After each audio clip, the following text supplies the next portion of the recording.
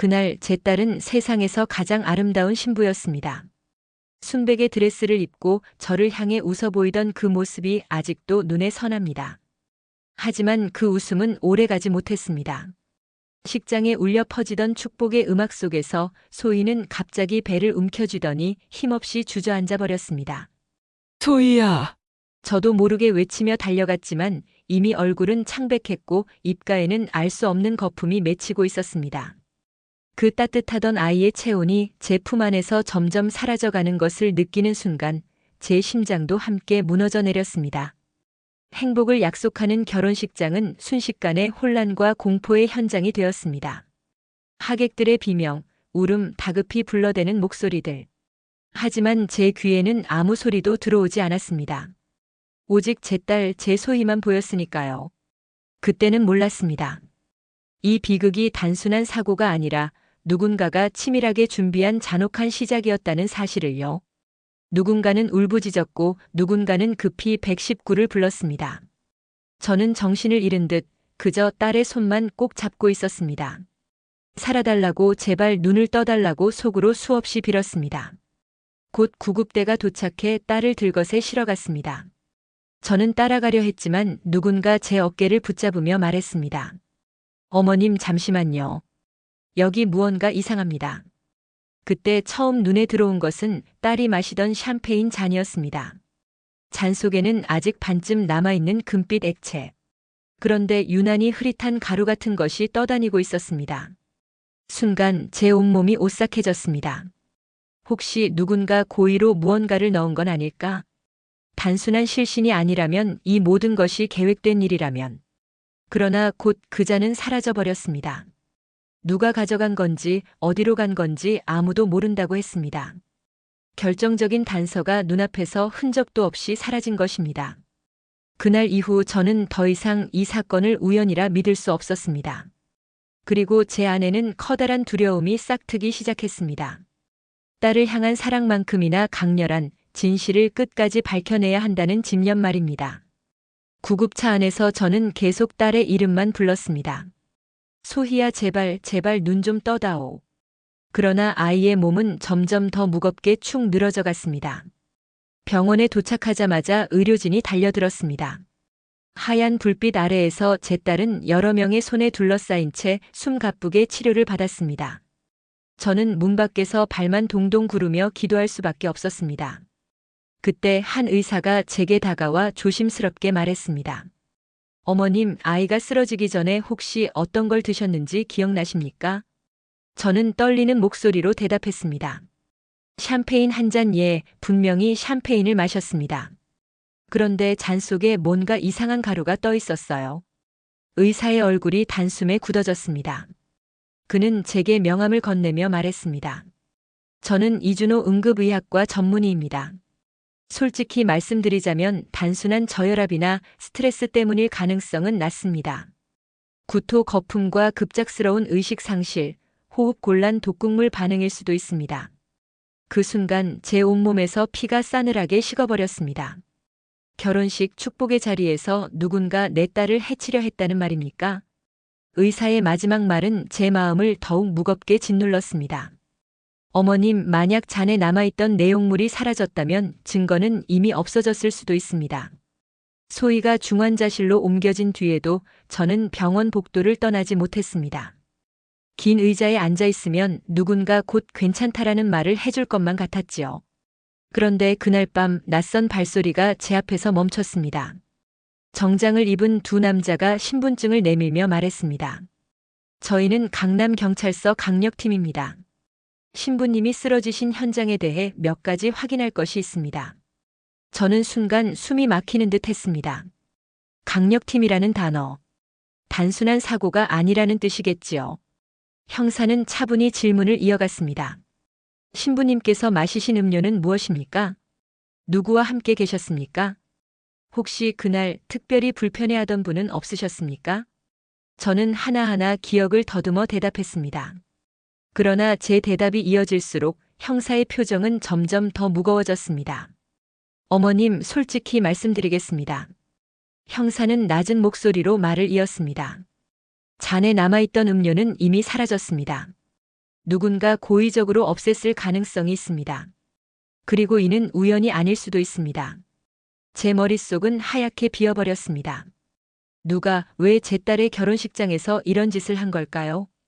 그리고 그 순간부터 저는 단순한 피해자의 어머니가 아니라 진실을 쫓는 증인이 되어버렸습니다. 경찰의 조사가 시작되자 결혼식장의 사람들은 하나둘 불려나갔습니다. 처음엔 단순한 참고인 조사라 생각했지만 시간이 흐를수록 분위기는 무겁게 가라앉았습니다. 저는 하객들의 얼굴을 하나씩 떠올렸습니다. 그때 보였던 미묘한 표정들, 어딘가 불편해 보이던 시선들. 먼저 떠오른 사람은 사위의 전 연인이었습니다. 결혼식장 한쪽 구석에 서 있던 그녀의 눈빛은 축하의 기쁨보다는 씁쓸한 원망에 가까워 보였습니다. 하객들 중 누군가는 작은 목소리로 속삭였습니다. 저 사람 마지막까지 결혼 반대했다잖아. 그리고 또 한 사람.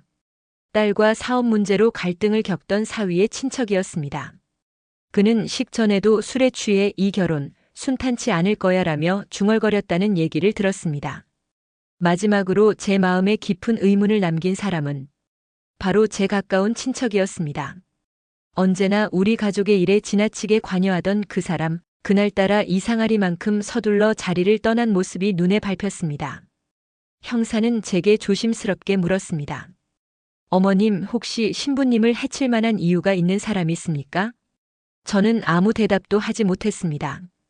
그러나 제 가슴 속에서는 이미 하나의 불안한 확신이 움트고 있었습니다. 범인은 이 자리에 있었던 사람 중 하나다. 형사는 하나하나 용의자들의 진술을 기록하며 저를 불렀습니다. 어머님, 혹시라도 기억나는 게 있으면 말씀해 주셔야 합니다. 작은 것 하나라도요. 저는 떨리는 마음으로 그날 본 장면들을 다시 떠올렸습니다. 먼저 전 연인.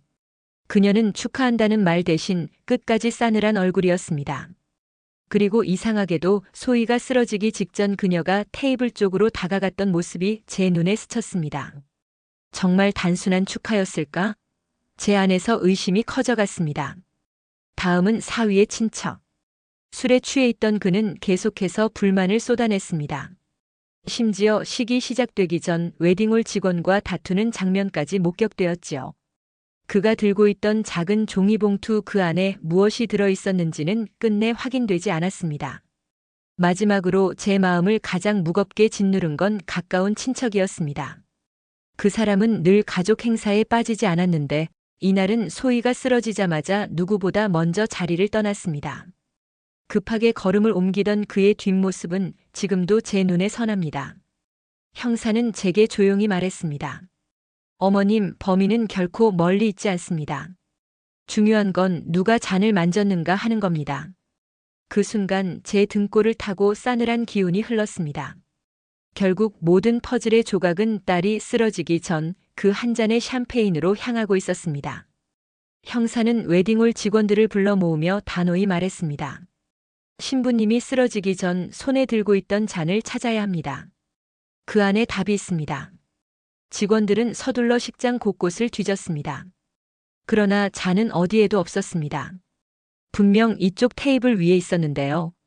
한 직원이 머뭇거리며 말했지만 형사의 표정은 이미 굳어 있었습니다. 없어졌다는 건 누군가 고의로 치웠다는 겁니다. 그 말에 제 심장은 무섭게 뛰기 시작했습니다. 범인은 단순히 우연히 잔을 만진 게 아니라 흔적을 지우려 한 것이 분명했습니다. 그때 제 머릿속을 스친 장면이 있었습니다. 소희가 쓰러진 직후 누군가 식탁 쪽을 향해 허겁지겁 움직이는 모습. 하지만 정신이 아득해 그 얼굴을 똑똑히 보지 못했던 게 후회스러웠습니다. 형사는 낮은 목소리로 제게 말했습니다. 어머님, 범인은 지금 이 자리에 있을지도 모릅니다. 증거를 지운 사람 반드시 다시 나타납니다. 순간 등 뒤에서 느껴진 싸늘한 시선에 몸이 굳어졌습니다. 저를 바라보고 있는 누군가가 있었습니다. 눈을 마주치자마자 그 사람은 고개를 돌렸습니다. 그때 저는 확신했습니다. 이건 단순한 사고가 아니다. 누군가는 반드시 소희를 노렸다. 형사는 모든 하객 명단을 확인하며 하나하나 대조하기 시작했습니다. 그 순간 경찰의 입에서 믿을 수 없는 이름이 흘러나왔습니다. 어머님, 혹시 사위의 어머니와 사이가 좋지 않으셨습니까? 저는 숨이 막혀 아무 말도 할 수 없었습니다. 사위의 어머니, 그러니까 제 사돈은 그날 누구보다 먼저 달려와 딸을 붙잡고 울부짖던 사람이었습니다. 그런데 경찰은 의심의 눈길을 거두지 않았습니다. 증언에 따르면 결혼 준비 과정에서 두 집안이 크게 다투셨다고 들었습니다. 특히 혼수 문제와 재산 문제 때문에요. 저는 손이 떨렸습니다. 맞습니다. 사돈과 저는 여러 번 언성을 높였고 심지어 소희 앞에서 크게 싸운 적도 있었습니다. 하지만 그렇다고 해서 제 딸을 해할 이유는 없었습니다. 그때 다른 하객 한 명이 조용히 말했습니다. 식장 뒤편에서 사돈 어머니가 잔을 만지는 걸 봤습니다. 순간 식장은 얼어붙었습니다.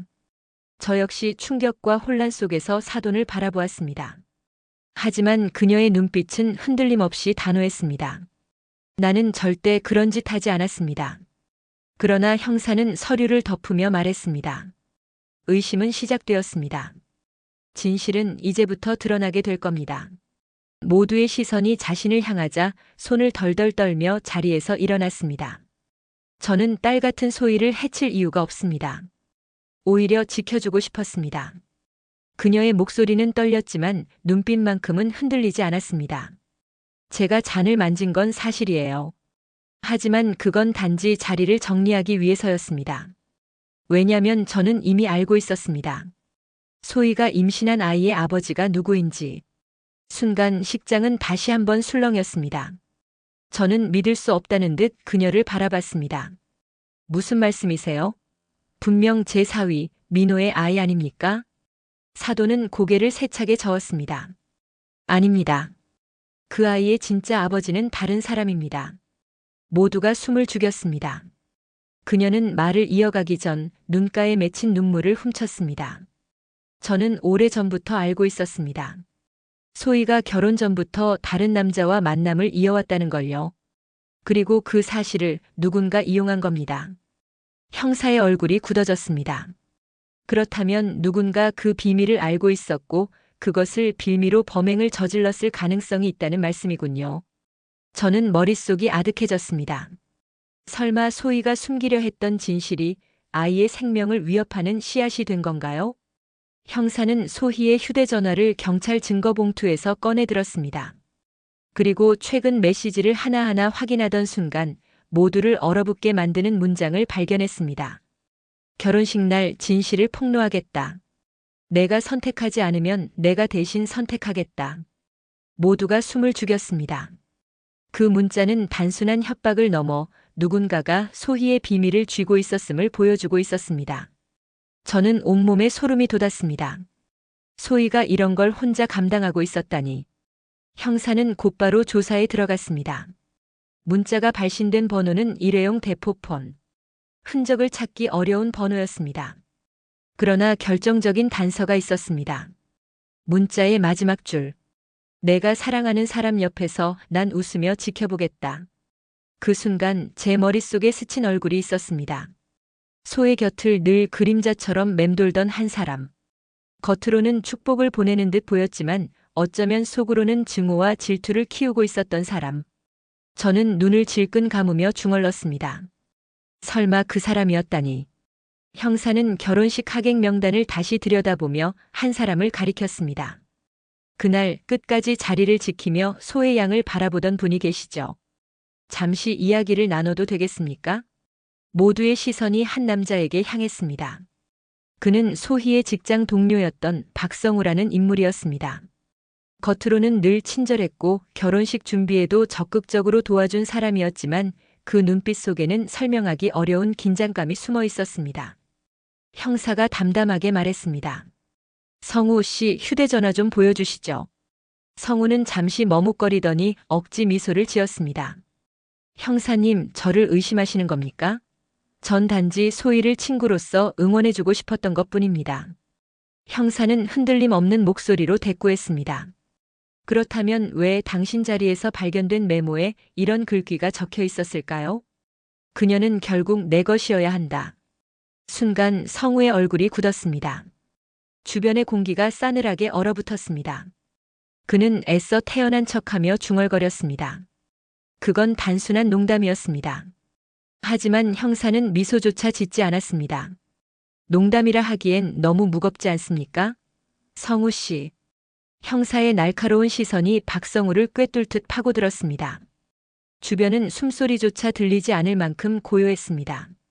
결국 성우는 고개를 푹 숙이며 떨리는 목소리로 입을 열었습니다. 맞습니다. 저는 소희를 사랑했습니다. 아니, 집착했다고 하는 게 맞겠죠. 그의 말에 식장은 충격으로 술렁였습니다. 성우는 이어서 고백을 쏟아냈습니다. 우리는 같은 직장에서 오랜 시간을 보냈습니다.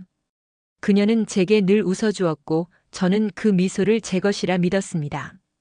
그런데 어느 날 갑자기 결혼 소식을 들었을 때 세상이 무너지는 것 같았습니다. 성우의 눈빛은 광기와 절망이 교차했습니다. 저는 단지 그 결혼을 막고 싶었을 뿐입니다. 하지만 독을 쓴 건 제가 아닙니다. 저는 협박 메시지를 보냈을 뿐이에요. 형사가 눈썹을 치켜 세웠습니다. 협박만 했다고요? 그럼 독은 누가? 성우는 씁쓸하게 웃으며 말을 덧붙였습니다. 그날 제가 그녀의 잔에 손을 댄 건 사실입니다. 하지만 그건 와인을 다른 걸로 바꾸려 한 것뿐이었어요. 진짜 독을 넣은 사람은 저도 알고 있습니다. 모두의 시선이 일제히 형사에게 향했습니다. 형사의 목소리가 한층 낮아졌습니다. 그렇다면 지금 당장 그 이름을 말해주시죠. 형사의 눈빛이 더욱 날카로워졌습니다. 성우 씨, 지금 이 자리에서 그 이름을 말하십시오. 더 이상 숨기면 본인만 위험해집니다. 성우는 한동안 입술을 깨물며 망설였습니다. 주변의 시선이 무겁게 짓눌렀습니다. 결국 그는 떨리는 목소리로 말했습니다. 그 사람은 소희의 가장 가까운 가족이었습니다. 사람들은 순간 숨이 멎은 듯 정적에 휩싸였습니다. 형사의 얼굴이 굳어졌습니다. 가족이라면 설마. 성우는 고개를 끄덕이며 속삭이듯 덧붙였습니다. 네, 바로 그녀의 친언니 지연 씨였습니다.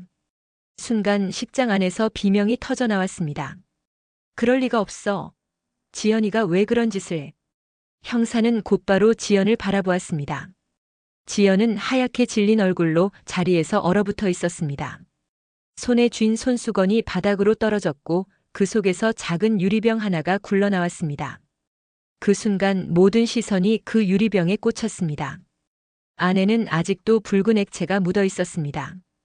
형사의 목소리가 낮고 단호하게 울려 퍼졌습니다. 지연 씨, 이제 더 이상 부인할 수 없겠군요. 모두의 시선이 자신에게 쏟아지자 지연은 결국 무릎을 꿇고 바닥에 주저앉았습니다. 흐트러진 머리카락 사이로 보이는 눈빛은 두려움과 분노, 그리고 오래된 상처가 뒤섞여 있었습니다. 그래요, 맞습니다. 제가 독을 넣었습니다. 그녀의 목소리는 떨리고 있었지만 동시에 오랫동안 눌러왔던 감정을 쏟아내듯 날카로웠습니다. 소의 그 아이는 늘 제 앞에서 빛났습니다. 부모님의 사랑도 친구들의 관심도 심지어 제가 좋아했던 사람의 마음까지 전부 다 빼앗아갔습니다. 지연의 두 손이 바닥을 움켜쥐며 떨렸습니다. 결혼식 날 그 드레스를 입고 웃는 소희를 보는 순간 제 안에 있던 마지막 선까지 무너져 버렸습니다. 행복해하는 그 얼굴이 더는 견딜 수 없었어요. 순간 식장 안은 숨조차 막히는 듯한 정적에 휩싸였습니다. 하객들의 눈에는 충격과 연민이 동시에 비쳤습니다. 형사는 천천히 다가와 단호한 목소리로 말했습니다. 지연 씨, 아무리 질투와 상처가 깊다 해도 누군가의 생명을 앗아가는 이유가 될 수는 없습니다. 지연은 눈물을 흘리며 웃었습니다. 알아요. 하지만 저에겐 그게 마지막 선택이었어요. 아무도 제 고통을 보지 않았으니까요. 형사 두 명이 다가와 지연의 양손에 차가운 수갑을 채웠습니다. 찰칵 금속 소리가 식장 안의 정적을 더욱 깊게 만들었습니다. 지연은 고개를 떨군 채 흐느꼈습니다. 이제야 끝났네요. 제겐 모든 게 너무 늦었어요. 형사는 담담히 말했습니다. 지연 씨, 법이 당신의 죄를 심판할 겁니다. 따라오시죠. 하객들은 충격과 안도 속에서 서로를 바라보았습니다. 모두가 사건이 끝났다고 생각하는 순간 형사의 시선이 다시 박성우에게 향했습니다. 그런데 말입니다. 성우 씨. 형사의 목소리는 낮고 묵직했습니다. 당신이 처음부터 너무 많은 걸 알고 있었다는 점, 그게 계속 마음에 걸립니다. 순간 성우의 얼굴이 굳어졌습니다. 주변의 공기마저 싸늘하게 얼어붙었습니다. 지연은 연행되어 나가면서 고개를 돌려 성우를 똑바로 바라보았습니다. 그 눈빛 속에는 분명히 이런 메시지가 담겨 있었습니다. 진짜 비밀은 아직 드러나지 않았다. 식장이 조금씩 정리되고 사람들은 지연이 체포된 충격에서 벗어나려 애쓰고 있었습니다. 하지만 형사는 여전히 눈빛을 거두지 않은 채 성우를 응시했습니다. 성우 씨, 이상하지 않습니까? 지연 씨의 범행을 이렇게까지 확신하며 폭로할 수 있었던 이유 말입니다. 보통의 사람이라면 알 수 없는 디테일까지 당신은 너무 정확히 알고 있었어요. 순간 성우의 얼굴이 굳어졌습니다. 주변의 모든 시선이 다시 그에게로 향했습니다. 성우는 마른 침을 삼키며 시선을 피하려 했지만 결국 조용히 입을 열었습니다. 사실은 제가 그날 밤 지연 씨와 만났습니다. 하객들이 술렁이기 시작했습니다. 무슨 말이에요? 두 분이 같이 있었다니? 성우는 떨리는 목소리로 말을 이어갔습니다. 그녀가 저에게 작은 유리병을 보여주며 말했어요. 이걸 쓰면 모든 게 끝날 거야. 그때 전 막으려 했습니다. 하지만 이미 너무 늦었더군요. 형사의 눈빛이 차갑게 번쩍였습니다. 그렇다면 성우 씨, 당신은 범행의 공모자였습니까? 아니면 방관자였습니까? 성우는 대답하지 못한 채 고개를 떨궜습니다. 그의 눈에서 흐르는 눈물은 죄책감과 두려움이 뒤섞인 듯 보였습니다. 식장 안은 다시 긴장으로 얼어붙었습니다. 그리고 모두가 깨달았습니다. 이 사건은 결코 단순한 질투살인이 아니었다는 사실을. 형사의 추궁 앞에서 성우는 한동안 입을 열지 못했습니다. 주먹을 꼭 쥔 채 떨고 있던 그는 마침내 고개를 들며 낮게 중얼거렸습니다. 저도 피해자일 뿐입니다. 진짜 배우는 따로 있습니다. 순간 식장은 다시 술렁이기 시작했습니다. 형사의 눈빛이 번쩍이며 성우에게 다가왔습니다. 배우라니? 지금 무슨 말을 하는 겁니까? 성우는 떨리는 목소리로 이어갔습니다. 지연 씨는 도구였을 뿐이에요. 그녀에게 독을 건네고 제게도 침묵을 강요한 사람. 그건 바로 신부의 아버지 최 회장이었습니다. 그 말에 하객들의 얼굴이 동시에 굳어졌습니다. 축복받아야 할 결혼식장의 주인공 아버지가 배후로 지목된 것입니다. 최 회장은 자리에서 일어나 크게 소리쳤습니다. 허튼 소리 하지 마라. 나를 끌어들이려는 수작이냐?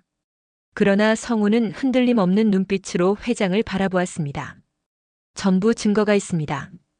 그날 밤 회장님이 제게 전화를 걸어 이렇게 말했죠. 이번 결혼은 절대 성사되면 안 된다.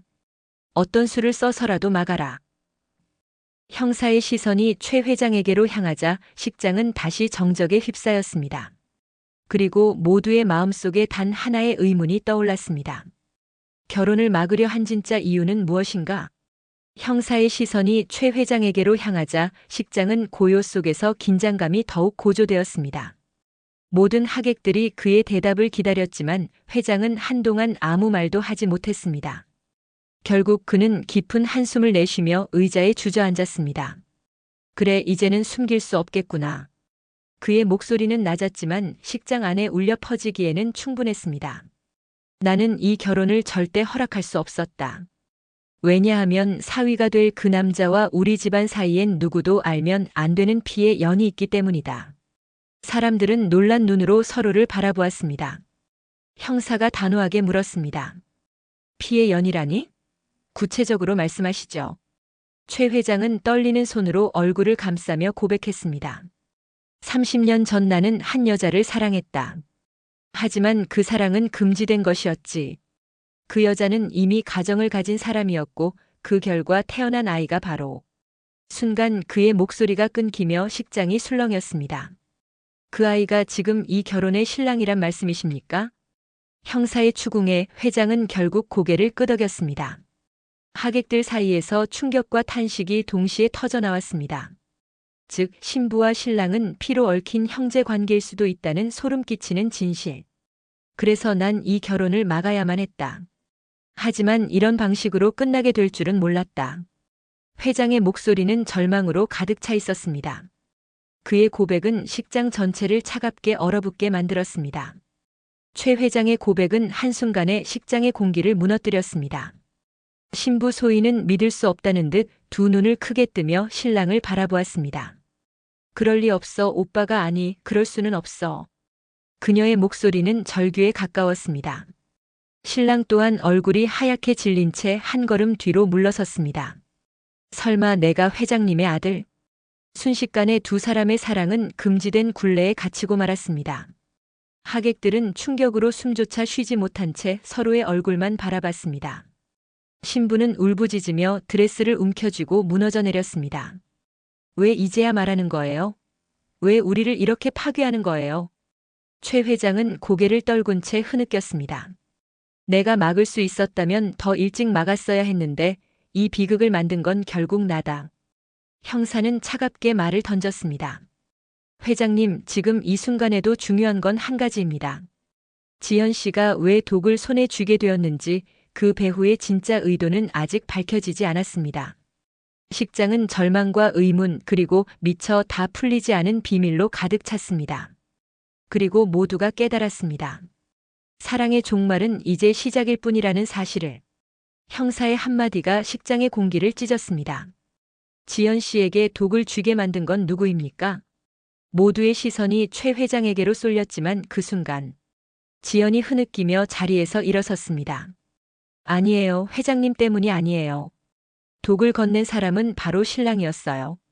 식장은 또다시 폭발하듯 술렁였습니다. 신랑은 얼굴이 일그러진 채 절규하듯 외쳤습니다. 거짓말이다. 내가 그럴 리가 없어. 그러나 지연의 눈물 어린 고백은 멈추지 않았습니다. 그날 신랑님이 말했잖아요. 소희와의 결혼은 피로 물든 굴레일 뿐이다. 차라리 끝내버려야 한다. 저는 그저 그의 말에 따랐을 뿐이에요. 하객들의 시선이 신랑에게 꽂혔습니다. 그의 눈빛은 공포와 혼란 그리고 설명할 수 없는 분노로 뒤엉켜 있었습니다. 최 회장은 의자에 쓰러지듯 앉으며 낮게 중얼거렸습니다. 결국 나의 죄가 또 다른 죄를 낳았구나. 신부 소희는 더 이상 말을 잇지 못한 채 눈물을 흘리며 차갑게 신랑을 바라봤습니다. 사랑이라고 믿었던 모든 게 결국 다 거짓이었나요? 식장은 무너진 사랑, 드러난 비밀, 그리고 차가운 침묵만이 남았습니다. 형사는 서류를 덮으며 마지막으로 선언했습니다. 이 결혼식은 이제부터 살인사건으로 기록됩니다. 그리고 화면은 서서히 어두워지며 시청자에게 묻는 듯한 한 줄이 떠올랐습니다. 사랑과 죄, 그 경계는 어디까지일까?